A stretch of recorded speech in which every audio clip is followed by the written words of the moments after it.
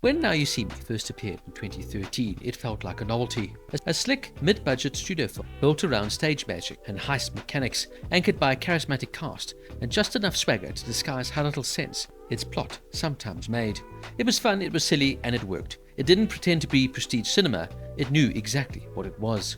Then Now You See Me 2 arrived in 2016 and quietly asked a question no one was really asking: did this need to be a franchise?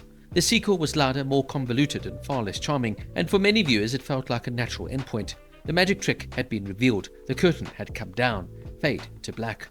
Also, we thought. Some 9 years later, Now You See Me, Now You Don't came out in 2025, like an unwanted encore, proof that Hollywood never truly lets anything disappear if there's still money to be made.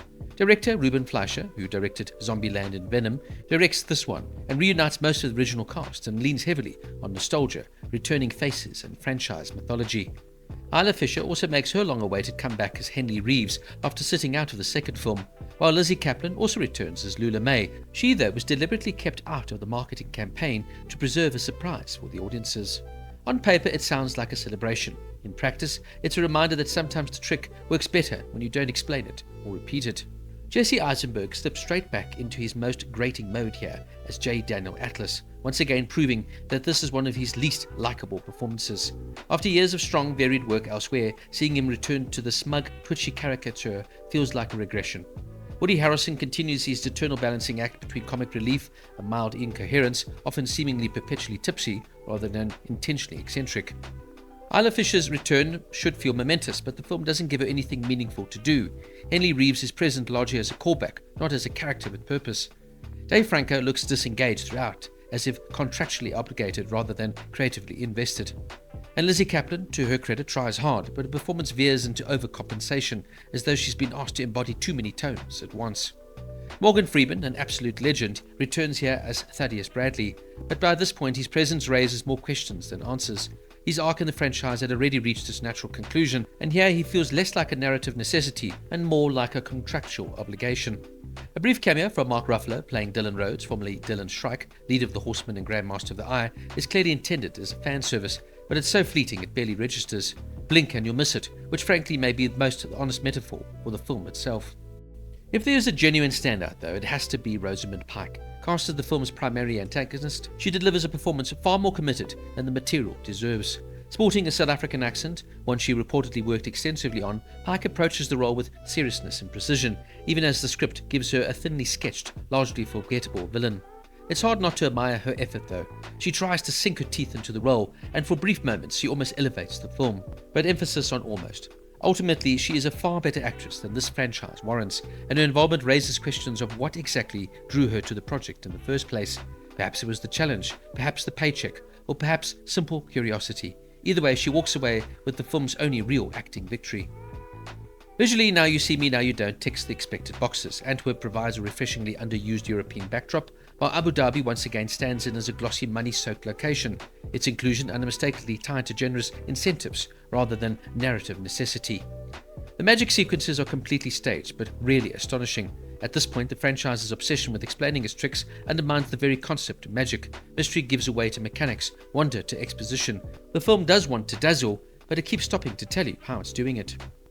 Now let me discuss the new additions to the cast. Firstly, we have Justice Smith as Charlie Geese, a young magician and magic historian. Dominic Sessa as Bosco Leroy, a young impressionist, and Ariana Greenblatt as June Rockler, a lockpicker. I'm literally going to review these three characters in one take. All of them are frankly downright annoying. I don't know if they now have been added as a sort of handing over the baton moment, but frankly all of them are contrite, noxious, and just rather unlikable and completely unrelatable. The film seemingly wants to tick so many boxes, it doesn't know if it's a marketing exercise or an entertainment thriller.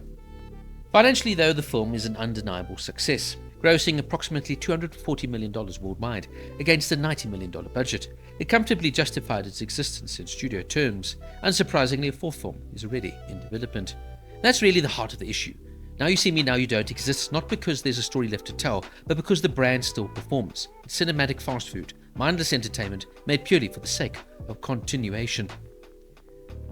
This is the first film in the series without Sir Michael Caine as Arthur Tressler following his retirement from acting in 2023. Ian McKellen was reportedly considered as a replacement for Caine, while Daniel Radcliffe was set to reprise his role as Walter Mowbray. Both were ultimately cut from the final film. Isla Fisher's return marks her first appearance as Henley Reeves in 12 years, since the original Now You See Me in 2013. A sequence involving Henley trapped in a water-filled tank is a direct nod to the first film. Ironically, Fisher nearly died performing a similar stunt in the original. The film openly references Fisher's absence in Now You See Me 2, with Henley joking, "I was 6 months pregnant. You guys didn't even miss me." In the franchise timeline, just over a year passes between Henley's departure and Lula's arrival.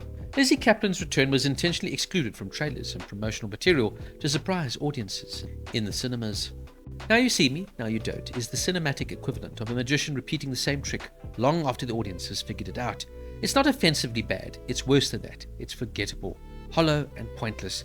There's a fan base that will happily show up, enjoy the ride, and leave satisfied. And for them, it works. For everyone else, it's a reminder that some things are better left unseen once they've disappeared. If this was truly the final curtain call, that might have been acceptable. But with a fourth film already in the works, the franchise shows no intention of vanishing anytime soon. The film's worst magic trick is convincing us that it needed to exist in the first place.